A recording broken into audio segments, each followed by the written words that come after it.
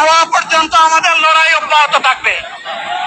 বলছিলাম, জামাতে ইসলামী যদি আল্লাহর ইচ্ছা এবং জনগণের ভালোবাসায় বাংলাদেশের মানুষের সেবা করার সুযোগ পায়, তাহলে মালিক হবে না, সেবক হবে ইনশাআল্লাহ।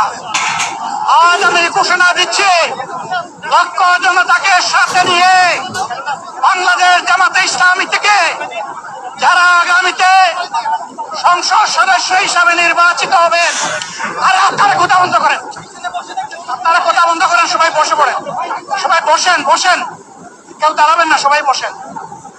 যদি আল্লাহর ইচ্ছায় জনগণের ভালোবাসায় বাংলাদেশ জামাতে ইসলামী থেকে সংসদ সদস্যরা নির্বাচিত হয়ে সরকার গঠন করেন, তাহলে কোন এমপি, কোন মন্ত্রী আগামীতে সরকার কিন্তু ভোট গ্রহণ করবে না।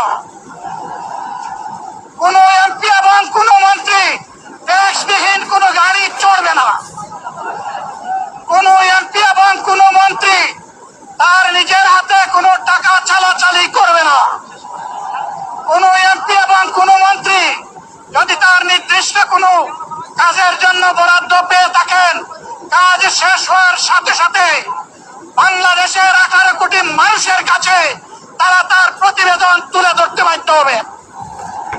সম্মানিত বন্ধুগণ, চাঁদা আমরা নিব না, দুর্নীতি আমরা করব না, চাঁদা আমরা নিতে দেব না, দুর্নীতি আমরা সহ্য করব না।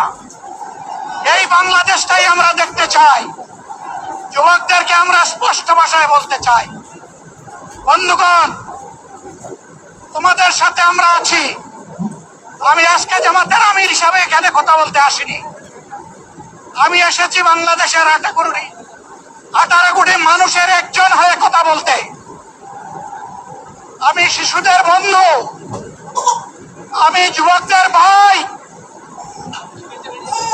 আমি বয়স্কদের সহযোদ্ধা, আমার বোনদের আমি ভাই। সুতরাং তাদের মুক্তির জন্যই আমি দায়িত্ব নিয়ে আজকে এখানে দাঁড়িয়েছিলাম।